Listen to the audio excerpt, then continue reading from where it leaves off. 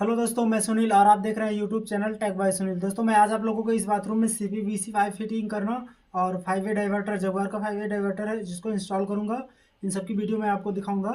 तो उससे पहले अगर चैनल को सब्सक्राइब नहीं किया तो सब्सक्राइब कीजिए, बेल आइकन को प्रेस कीजिए और ऑल पे क्लिक कीजिए इस तरह की वीडियो देखने के लिए। तो जहाँ मैं खड़ा हूँ ये बाथरूम है। बाथरूम वाले एरिया में मैंने लगभग कुछ पाइप फिटिंग कर लिया है और हमको डाइवर्टर इंस्टॉल करना बाकी है और कुछ फिटिंग बाकी है। तो मैं आपको दिखा दूं, सबसे पहले मैं बाथरूम में दिखा दे रहा हूं, आप देख लीजिए इस तरह से। तो देखिए इस तरह से सबसे पहले तो ऊपर से हम आएंगे। देखिए वहां पे हमने 1.5 इंच का पाइप लगाया है। सबसे पहले एक एल्बो लगा के यहाँ पे हमने मोड़ रखा है। ये जो 1.5 इंच का एल्बो है इसमें हमने 1.5 इंच का पाइप लगाया है। तो इस तरह से यहाँ पे 1.5 इंच का टी दिया जिसमें दोनों तरफ हमने 1.5 बाई 1 का पुश लगाया है। दोनों में रिड्यूस करके हमने इधर पतला कर लिया है और इधर भी हम नीचे लेके आ रहे हैं और इधर ये चला जा रहा है डाइवर्टर के लिए ही है। तो जिसमें 1 इंच का टी लगाया है। टी लगाने के बाद फिर हम इसको सीधा लेके जा रहे हैं। एक एल्बो लगा करके यहाँ पे ब्रास एल्बो दिया है जो गीजर को भरने के लिए है। तो इस तरह से यहाँ पे, और गीजर को आउटलेट के लिए ये इनलेट है और ये आउटलेट है जो डाइवर्टर में जाएगा इस तरह से।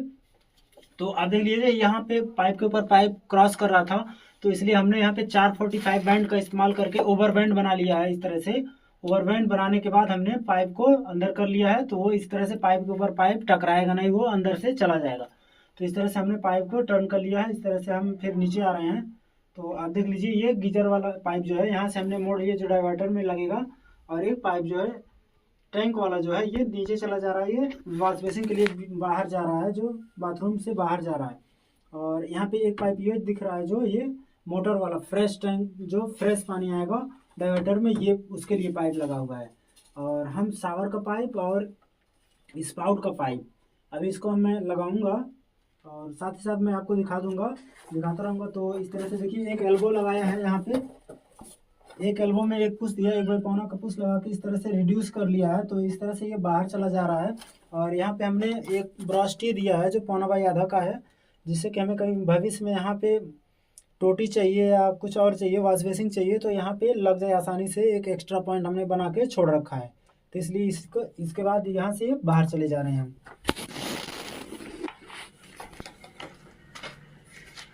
तो इस तरह से यहाँ पे एक टी दिया जो 1.25 का टी है, और एक इधर चला जा रहा है वॉशिंग मशीन के लिए और एक इधर चला जा रहा है वॉश बेसिन के लिए। यानी दोनों पॉइंट हम यहीं पे लगाएंगे और एक वो पॉइंट यहाँ पे लगाएंगे। तो इस तरह से ये हो गया। तो इसके साइड में लैट्रिन वाला एरिया है, तो लैट्रिन वाले एरिया में हम चलते हैं। लैट्रिन वाले एरिया से ही पाइप हमारा बाहर जा रहा है।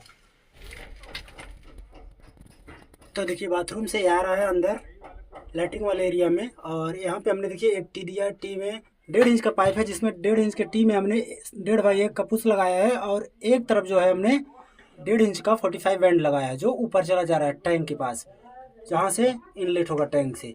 तो इस तरह से ये फिर हमारा नीचे आ रहा है इस तरह से। देखिए एक एल्बो लगा के फिर हमने डाउन कर लिया है इस तरह से। हमने एक टी दिया है 1 इंच का, और एक तरफ 1 बाई 1.5 का ब्रास एल्बो लगाया, और एक तरफ हमने पुश मार करके इसको पतला कर लिया, रिड्यूस कर लिया जो 1.25 इंच में। तो 2 एमटीए लगा करके एक कैंसिल लगा के रखा है जो 1.25 बाई 1.25 का कैंसिल है। इससे हम जेट को ऑपरेट करने के लिए बनाए हैं। तो जेट को ऑपरेट करने के लिए बना है, और ये हेल्थ फ्यूसेट या हैंड जेट को ऑपरेट करने के लिए बना है। यानी दोनों, एक जेट के लिए और एक हैंड जेट के लिए, यानी दोनों पाइप ये दोनों यूज में आएंगे। तो कैंसिल इसलिए लगाए हैं क्योंकि पीछे हाथ घूमता नहीं, तो इसलिए हम कैंसिल सामने लगा देते हैं और जेट को ऑपरेट करने में आसानी से ऑपरेट हो जाता है। तो इस तरह से यहाँ पे एक एल्बो दिया है, 1.25 का एल्बो लगाया, और यहाँ पे हम 1.25 का ब्रास एल्बो लगाएंगे। और यहाँ पे एक टी देख रहे हैं, आप देख रहे होंगे। तो इसको ये सिस्टम को भरने के लिए टी यहाँ पे लगाया गया है, और जिसमें ब्रास एल्बो भी मैं लगाऊंगा। तो ये पाइप हमने छोड़ रखे हैं। तो चलिए मैं डाइवर्टर को लगाता हूँ। तो देखिए इस बाथरूम में लगाने के लिए हमने 5 वे डाइवर्टर लिया है जो जगुआर का है। तो 3 इनलेट 2 आउटलेट है। तो देखिए ये जगुआर का डाइवर्टर है, आप इसमें देख सकते हैं। इसमें सब कुछ सिंपल दर्शाया रहता है। यहाँ पे हमारा स्पाउट लगेगा, और इधर जो है टैंक वाला पाइप लगेगा, यार SHR यानी शावर का पाइप लगेगा, और इधर जो है कोल्ड वाटर और इधर हॉट वाटर, यानी एक तरफ गर्म। हमारे लेफ्ट साइड में हमेशा हॉट वाटर रहता है और राइट साइड में कोल्ड वाटर रहता है। तो इस तरह से इसको हम कनेक्ट करेंगे। तो उससे पहले ये देखिए 5 MTA लिया है। 5 में हमने 1 बाई 1.5 का लिया है, बाकी 1.25 का MTA 3 लिया है। तो ये 5 MTA है।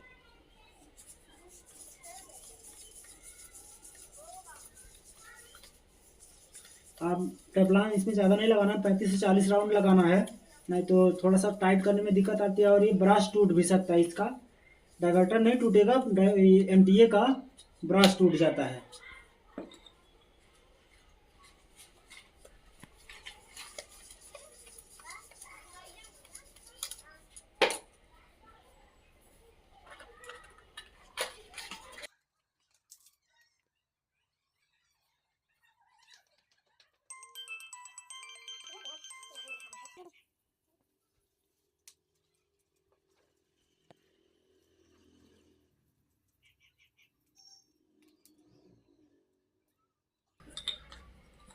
तो देखिए 5 एमटीए में हमने टेफ्लॉन लगा ली है। मैं इसको टाइट कर लेता हूँ।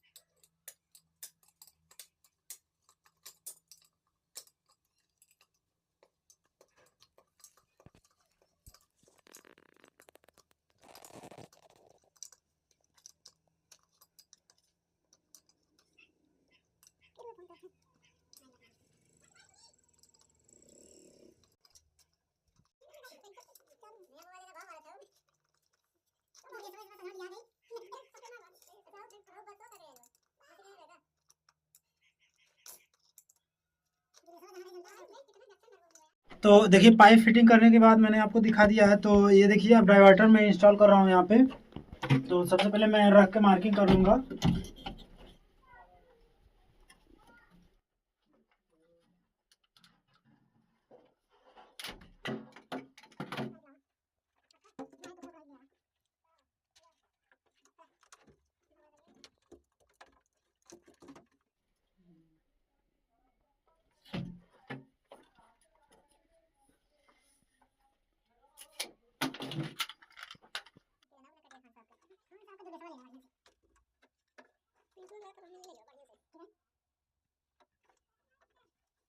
तो देखिए हमने गर्म पानी वाला और मोटर वाला दोनों को जोड़ लिया है। मैं सबसे पहले तो अब शावर वाला जोड़ूंगा, क्योंकि शावर वाला पाइप हमेशा अंदर रहता है इसके। तो इसको हम बाहर लेने के लिए 245 बैंड का इस्तेमाल करके हम इसको बाहर ले लेंगे।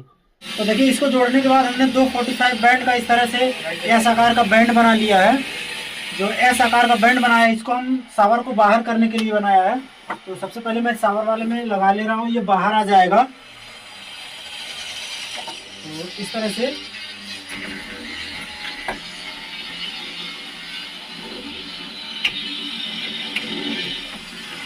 इस तरह से हमने इसको बाहर ले लिया, नहीं तो ये काफ़ी ज़्यादा अंदर आ रहा था। तो ये बाहर हो गया। अब हम इसको जो है अब 1 इंच वाले पाइप को हम क्रॉस करके 245 बैंड लगा करके इसी सिधाई में इसको हमको लेना है। तो इस तरह से हम इसको लगाएंगे इस डायरेक्शन में। देखिए हमने इसको बना लिया। सबसे पहले मैं इसको डाइवर्टर में लगा लूँगा। एस आकार का 45 दो बैंड लगा करके बनाया है, तो इसको मैं लगा ले रहा हूँ। तो इस तरह से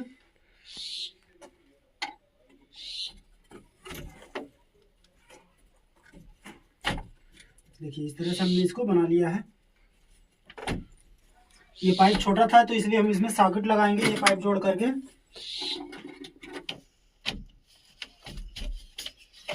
तो देखिए टैंक वाला पाइप हमने जोड़ लिया और गीजर वाला भी जोड़ लिया और मोटर का।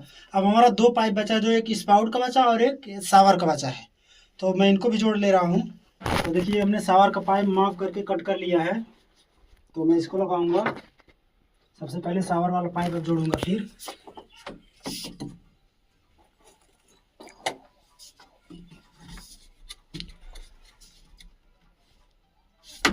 तो देखिए इस तरह से शावर जोड़ लिया है। अब इसमें मैं क्लिप लगा लूँगा और उसके बाद मैं अब स्पाउट वाला पाइप जोड़ूंगा।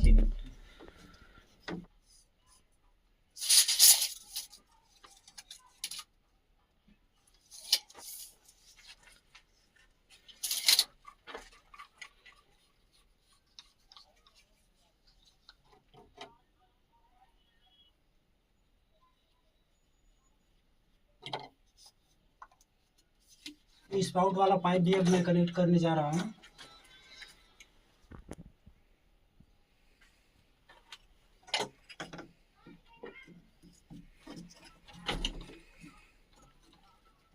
तो देखिए डाइवर्टर हमने कंप्लीट कर लिया, सारे के सारे पाइप हमने कनेक्ट कर दिया है। तो डाइवर्टर हमारा पूरी तरह अच्छी तरह से इंस्टॉल हो गया है।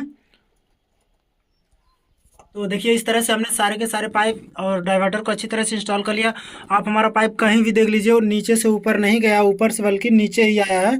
तो इस तरह से ये प्रेशर डाउन नहीं होगा, प्रेशर बरकरार रहेगा और प्रेशर में कमी नहीं आएगी। और शावर डाइवर्टर का मैं हाइट में बता दूँ आप लोगों को, तो देखिए शावर डाइवर्टर जो है हमेशा 40 से 42 इंच के बीच में होना चाहिए और स्पाउट 30 से 32 इंच के बीच में होना चाहिए। अगर आप उससे ज़्यादा ऊपर लगा देंगे तो ये हाइट में थोड़ी सी दिक्कत आती है चलाने ऑपरेट करने में। और शावर कम से कम 7 फीट, अधिक से अधिक 7.5 फीट रहना चाहिए। तो आप देख लीजिए स्पाउट जो है हमारा 31 इंच पे है और डाइवर्टर 42 इंच पे है। डाइवर्टर तो ठीक है और थोड़ा सा स्पाउट जो है 30 से 31 इंच पे हो गया है। तो इसलिए दोनों की हाइट ठीक ठाक है। और ये हम शावर लगाए हैं 7.5 फीट पे लगाए हैं, तो ताकि कोई लंबा आदमी रहे तभी नहाने में कोई दिक्कत ना आए और सर में टकराए ना, इसलिए हम 7.5 फीट पे शावर को लगाए हैं। तो दोस्तों इस तरह की वीडियो देखने के लिए अगर चैनल को सब्सक्राइब नहीं किया तो सब्सक्राइब कीजिए, बेल आइकन को प्रेस कीजिए और ऑल पे क्लिक कीजिए। अगर वीडियो में कोई भी कमी दिखे तो हमें कमेंट में ज़रूर बताइए, मैं उस कमी को दूर करूँगा। तो मैं मिलता हूँ किसी अगले वीडियो में एक नए वीडियो के साथ।